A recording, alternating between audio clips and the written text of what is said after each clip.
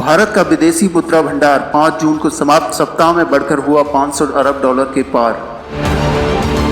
एक सप्ताह में देश का फॉरेक्स रिजर्व 8.22 अरब डॉलर बढ़ा। वहीं भारत के पास चीन और जापान के बाद सबसे ज्यादा विदेशी मुद्रा भंडार। अब से 30 साल पहले भारत का विदेशी मुद्रा भंडार बिल्कुल खत्म हो गया था। हेलो दोस्तों, स्वागत है आपका। दोस्तों, विदेशी मुद्रा भंडार यानी कि फॉरेक्स रिजर्व इतिहास में पहली बार 500 अरब डॉलर के पास गया है।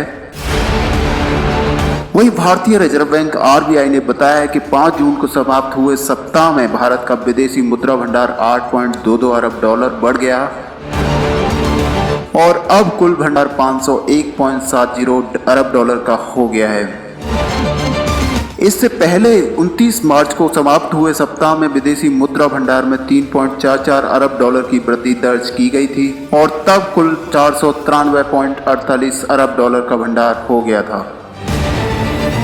बढ़ते हुए विदेशी मुद्रा भंडार का उपयोग देश की अर्थव्यवस्था को वृद्धि की राह पर लौटाने की दिशा में किया जाना चाहिए। साथ ही याद दिला दें कि आज से 30 साल पहले भारत का विदेशी मुद्रा भंडार लगभग शून्य हो गया था और तब देश से आयात के लिए हमें अपना सोना गिरवी रखना पड़ा था। अब 30 साल बाद हमारे पास तीसरा सबसे बड़ा वैश्विक मुद्रा भंडार है। भारत पहले ही विदेशी मुद्रा भंडार के मामले में रूस और दक्षिण कोरिया से आगे निकल गया है। अब भारत चीन और जापान के बाद तीसरे स्थान पर पहुंच गया है।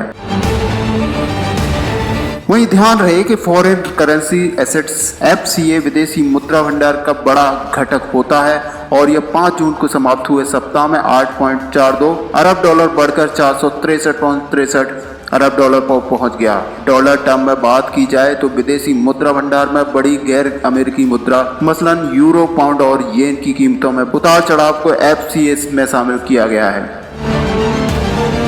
वहीं 5 जून को समाप्त सप्ताह में सोने का भंडार 32.9 अरब डॉलर घटकर 32.35 अरब डॉलर रह गया है। संबंधित सप्ताह में भारत का अंतर्राष्ट्रीय मुद्रा कोष IMF से विशेष निकासी अधिकार 1 करोड़ अमेरिकी डॉलर बढ़कर 1.44 अरब डॉलर हो गया है। वहीं IFMS में भारत का रिजर्व पोजीशन भी 12 करोड़ डॉलर बढ़कर 4.28 अरब डॉलर हो गया है।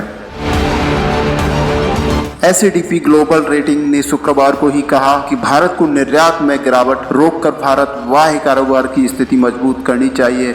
निर्यात में गिरावट से केंद्र के केंद्रीय बैंक के विदेशी मुद्रा भंडार में भारी गिरावट आ सकती है, जिससे चालू खाते का घाटा बढ़ सकता है। एसएडीपी ने कहा कि इन कारकों में अगले 12 महीने में बड़े बदलाव की संभावना नहीं है। हालांकि कोविड-19 से जुड़े विशेषकर देश की आर्थिक वृद्धि दर के जोखिम से देश की ऋण खात को कम करने का दबाव बढ़ सकता है। यदि वृद्धि दर में सुधार उम्मीद से कम रहता है तो।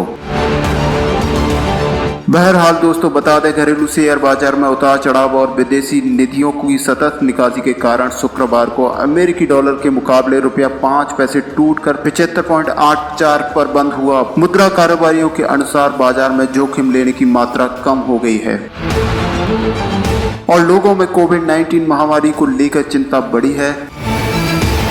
अंतरबैंक विदेशी मुद्रा बाजार में रुपया 76.10 पर कमजोर खुला, हालांकि बाद में यह हानि काफी कम हो गई और अंत में रुपया 5 पैसे की गिरावट के साथ 75.84 पर बंद हुआ। इससे अमेरिकी डॉलर के मुकाबले रुपया 75.79 प्रति डॉलर पर बंद हुआ। वहीं साप्ताहिक आधार पर रुपए में 26 पैसे की गिरावट आई है। 5 जून को यह 75.58 रुपए प्रति डॉलर पर बंद हुआ था। तो दोस्तों, आपको क्या लगता है भारत की जीडीपी को रफ्तार देने के लिए एक और बड़ा कदम है? आप अपना कमेंट हमें कमेंट बॉक्स में लिखकर बता सकते हैं। अगर आपने हमारे चैनल को सब्सक्राइब नहीं किया है तो चैनल को सब्सक्राइब कर लीजिए। वीडियो को लाइक और शेयर करना ना भूलें। मिलते हैं नेक्स्ट वीडियो में। धन्यवाद।